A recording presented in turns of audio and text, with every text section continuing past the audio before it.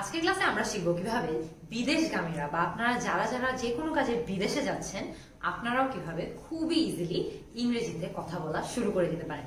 তো একদম প্রথমে আপনারা যারা বিদেশে যাচ্ছেন বা আপনারা যারা বিদেশগামী আপনাদের কোন সিচুয়েশনে ইংলিশ বলা লাগতে পারে, একদম প্রথমটা গ্রিটিং, মানে কারোর সঙ্গে প্রথম দেখা হলে কিভাবে তাদেরকে ইংলিশে আপনারা গ্রিট করতে পারেন, কি বলতে পারেন, আপনার কি মনে হয়? আজকে এখন পর্যন্ত কিন্তু আমরা অনেকগুলো ক্লাসে গ্রিটিং নিয়ে আলোচনা করেছি।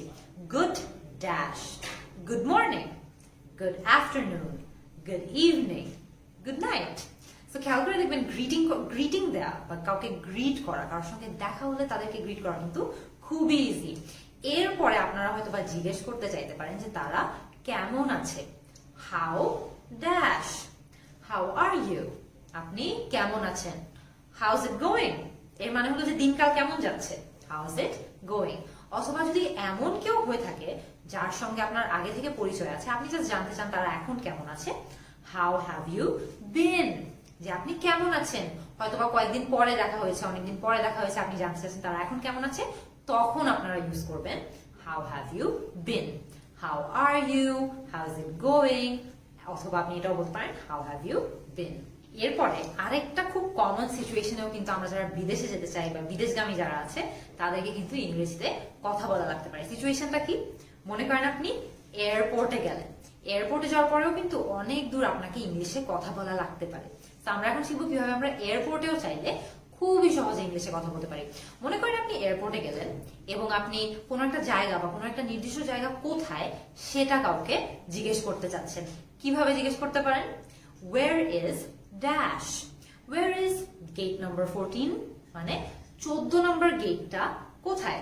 ওয়ের ইজ দ্য রেস্টরুম, যে ওয়াশরুমটা কোথায় বা বাথরুমটা কোথায়। ওয়ের ইজ দ্য কাউন্টার, হয়তো বা আপনি কোনো একটা কাউন্টার খুঁজছেন, কোনো একটা টিকিট কাউন্টার খুঁজছেন, সেই ক্ষেত্রে কিন্তু আপনি ওয়ের ইজ দ্য কাউন্টার বলতে পারেন। হয়তো বা আপনি ব্যাগেজ ক্লেম কোথায় বা যেখান থেকে আপনার ব্যাগ নিতে হবে সেটা খুঁজছেন, ওয়ের ইজ দ্য ব্যাগেজ ক্লেম। এরপরে মনে করেন অনেক কমন একটা সিচুয়েশন, আপনি এয়ারপোর্টে গেলেন এবং আপনি জানতে চাচ্ছেন যে আপনার ফ্লাইটটা কি টাইম মতো ছাড়ছে নাকি। Is the flight dash, is the flight delayed, মানে ফ্লাইটটাতে কি দেরি হবে। Is the flight on time, ফ্লাইটটা কি টাইম মতো ছাড়বে। Is the flight leaving on time, এরও মানে হলো যে আমাদের যে ফ্লাইটটা আছে সেই ফ্লাইটটা কি টাইম মতো ছাড়বে নাকি। এরপরে মনে করেন আপনি হয়তোবা কাউকে বলতে চাচ্ছেন যে আপনি একটু পানি চাচ্ছেন, হয়তোবা আপনি একটু চিপস চাচ্ছেন, একটু স্যান্ডউইচ চাচ্ছেন। কি বলতে পারেন? I would like some dash, I would like some water, মানে আমার একটু পানি দরকার। I would like some chips, I would like some sandwiches. তো সবগুলোরই অর্থ হলো, খেয়াল করে দেখবেন যে আপনি এখানে কিন্তু যে ব্ল্যাঙ্কটা আছে এই ব্ল্যাঙ্কে কিন্তু আপনি শব্দটা পাল্টে ফেললেই হচ্ছে, কিন্তু অর্থটা ওভারঅল সেম থাকছে যে আপনার কিছু একটা প্রয়োজন। আপনি ওয়াটার হলে ব্ল্যাঙ্কে ওয়াটার বসাবেন, চিপস হলে ব্ল্যাঙ্কে চিপস বসাবেন, স্যান্ডউইচেস হলে স্যান্ডউইচেস বসাবেন। তো যেটা আপনার দরকার সেটা বসিয়ে দিলেই হচ্ছে। সো এয়ারপোর্টে কিন্তু কথাবার্তা হয়ে গেল।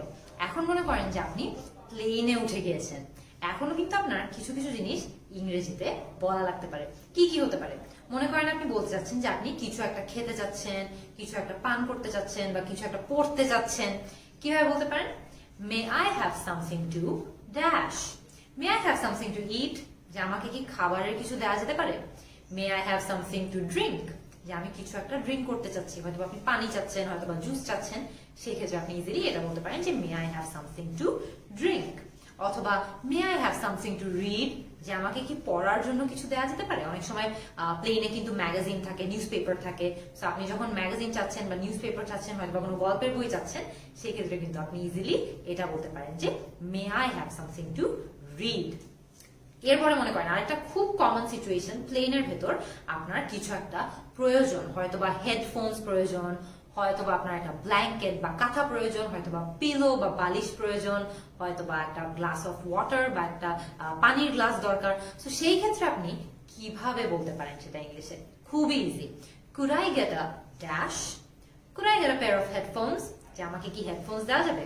Could I get a blanket, আমাকে কি একটা কাঁথা দেওয়া যাবে। Could I get a pillow, আমাকে কি একটা বালিশ দেওয়া যাবে। Could I get a glass of water, যে আমাকে কি এক গ্লাস পানি দেওয়া যাবে। সো খেয়াল করে দেখবেন এখানে কিন্তু ব্ল্যাঙ্কে আপনার যেটা প্রয়োজন সেটাই বসিয়ে দিলে হচ্ছে বাক্যের বাকি সব অংশ কিন্তু সেম থাকছে। এরপরে মনে করেন আপনার প্লেনের জার্নি শেষ, আপনি এখন যেখানে যাচ্ছিলেন সেখানে পৌঁছে গেছেন, এখন তো আপনার কাস্টমস কে ফেস করা লাগবে, তাই না? তো সেখানেও কিন্তু কিছু কমন কোয়েশ্চেন আমাদেরকে করা হয়। তো আমরা সেই প্রশ্নের জবাবগুলো কিন্তু চাইলে ইংলিশে দিতে পারি। মনে করেন আপনাকে জিজ্ঞেস করা হলো আপনি কি কারণে এই দেশে এসেছেন, তখন আপনাকে কারণটা বলা লাগবে বা আপনার ভ্রমণের কারণের কথা বলা লাগবে। কিভাবে বলতে পারেন? I am travelling for dash, I am travelling for work, যে আমি কাজের জন্য এখানে এসেছি। I am travelling for leisure, যে আমি এখানে ঘোরাঘুরি করতে এসেছি, একটু রিল্যাক্স করতে এসেছি। I am travelling for tourism purposes, এরও মানে হলো যে আমি এখানে ঘুরতে এসেছি। হয়তো আপনি মেডিকেল রিজনস এসেছেন, কি বলতে পারেন? I am travelling for medical reasons. হয়তো আপনি কোনো ডক্টরের সঙ্গে অ্যাপয়েন্টমেন্ট নিয়ে এসেছেন, হয়তো কোনো স্পেসিফিক হাসপাতালে যেতে এসেছেন, সেই ক্ষেত্রে কিন্তু এখানে মেডিকেল রিজনস বসবে, যে I am travelling for medical reasons. এরপরে মনে করেন আপনাকে হয়তো জিজ্ঞেস করা হতে পারে যে আপনি কয়দিন থাকবেন এই দেশে, এর জবাবও কিন্তু আপনার ইংলিশে দিতে হবে। I will be there for dash, I will be there for 7 days, আমি 7 দিন থাকবো। I will be there for 1 month, আমি 1 মাস ধরে এখানে থাকবো। I will be there for 1 year, আমি 1 বছর ধরে এখানে থাকবো। সো আপনার জন্য যেটা অ্যাপ্লিকেবল বা আপনার জন্য যেটা প্রযোজ্য সেটা বসিয়ে দিলে কিন্তু হচ্ছে। আবারও খেয়াল করে দেখবেন আপনার যে ব্ল্যাঙ্কটা আছে সেই ব্ল্যাঙ্কে কিন্তু আপনি কয়দিন থাকছেন সেটা বসিয়ে দিলেই হচ্ছে, বাক্যের বাকি সব অংশ কিন্তু একদম সেম থাকছে। এরপরে মনে করেন আপনাকে হয়তো বা জিজ্ঞেস করা হতে পারে যে আপনি যে দেশে এসছেন এই দেশে আপনি কার সঙ্গে থাকছেন বা কার বাসায় থাকছেন বা কোথায় থাকছেন।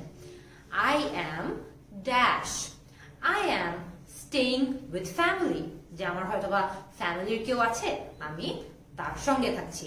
I am staying with friends, মানে হলো যে আমি আমার বন্ধুদের সাথে থাকছি। হয়তো আপনি এটাও বলতে পারেন, খেয়াল করে দেখবেন আই অ্যাম ড্যাশ, আপনার স্ট্রাকচারটা কিন্তু এটা। আপনি এটাও বলতে পারেন I M staying at পামার street, পামার street ধরে নিলাম একটা রাস্তার নাম সেখানকার।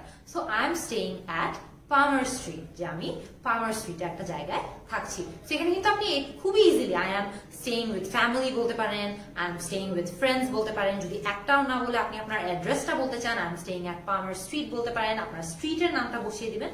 তাইলে কিন্তু আপনার বাক্যের আর বাকি কিছু চেঞ্জ হচ্ছে না, আই অ্যাম একদমই আগের মতো থাকছে। ড্যাশে আপনি আপনার জন্য যেটা প্রযোজ্য সেটা বসিয়ে দিলেই হচ্ছে। এরপর আপনি যে এত কষ্ট করে একটা দেশে আসলেন, আপনার তো হয়তো সেই দেশে একটু ঘোরাঘুরি করা লাগতে পারে বা এক জায়গা থেকে আরেক জায়গায় যাওয়া লাগতে পারে।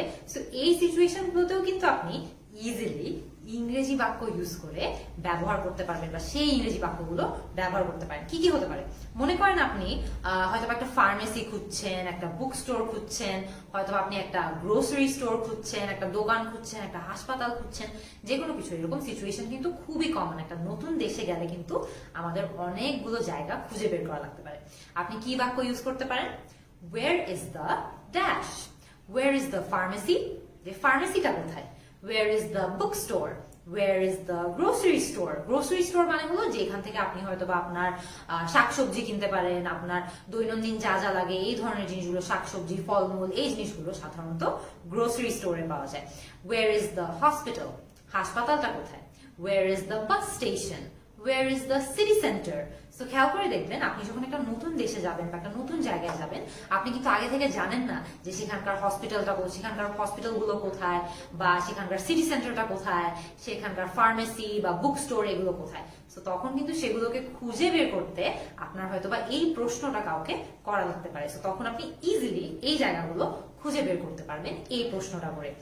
এরপরে মনে করেন আপনি জানতে চাচ্ছেন যে এক জায়গা থেকে আরেক জায়গা কিভাবে যাওয়া যায়। How do you get to the dash?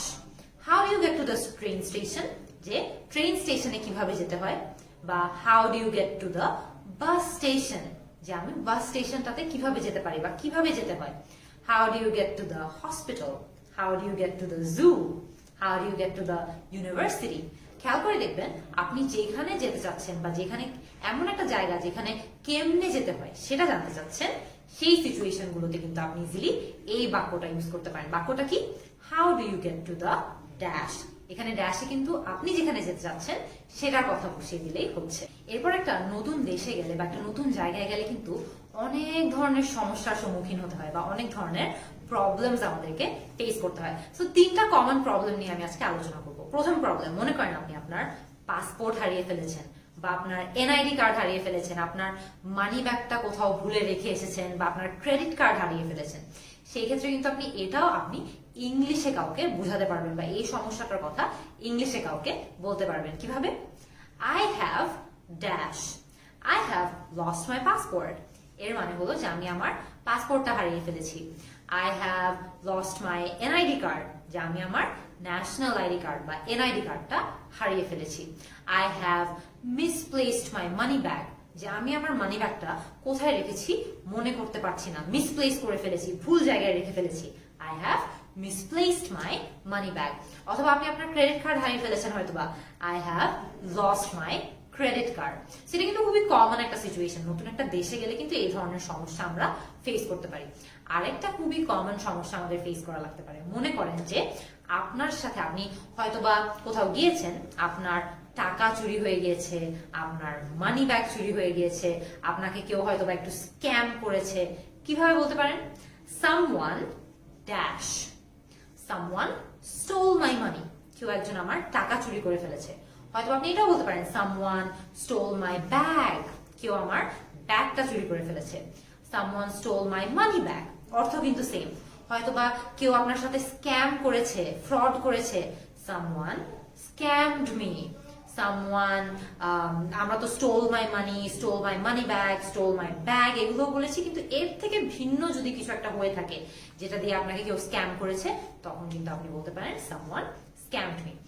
এরপরে লাস্ট যেই কমন একটা সিচুয়েশন আমাদের পড়া লাগতে পারে বা একটু সমস্যার সম্মুখীন হওয়া লাগতে পারে, সেটা হচ্ছে কারো থেকে হেল্প নেওয়া বা সাহায্য চাওয়া। খুবই সহজ, এই বাক্যটা কিন্তু আমি আপনাদেরকে আগেও শিখিয়েছি।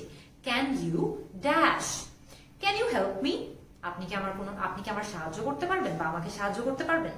ক্যান ইউ অ্যাসিস্ট মি, এরও মানে হলো যে আপনি কি আমার সাহায্য করতে পারবেন। Can you look into this, এর মানে হলো যে আপনি কি ব্যাপারটা একটু দেখতে পারবেন। হয়তো আপনি কোনো একটা সমস্যায় পড়েছেন, আপনি বলেছেন আমাকে সাহায্য করুন এবং ব্যাপারটা একটু দেখুন। Can you look into this. So can you help me, can you assist me, can you look into this সবগুলোই কিন্তু আপনি বলতে পারেন। খেয়াল করে দেখবেন এর বাইরেও কিন্তু আরো অনেক ধরনের সিচুয়েশনে আমাদের পড়া লাগতে পারে। যখন আপনারা বিদেশে যাবেন বা কোনো একটা নতুন দেশে যাবেন, বিদেশগামীদের কিন্তু আরো অনেক ধরনের সিচুয়েশন ফেস করা লাগতে পারে, অনেক ধরনের সমস্যাও ফেস করা লাগতে পারে। আপনারা আমাকে কমেন্ট সেকশনে জানান যে এর বাইরে আর কি কি সিচুয়েশনে বিদেশগামীদের ইংরেজিতে কথা বলা লাগতে পারে বা স্পোকেন ইংলিশ প্র্যাকটিস করা লাগতে পারে। আমি কিন্তু আপনাদের সবার অ্যান্সারে অপেক্ষায় থাকবো। See you in the next class.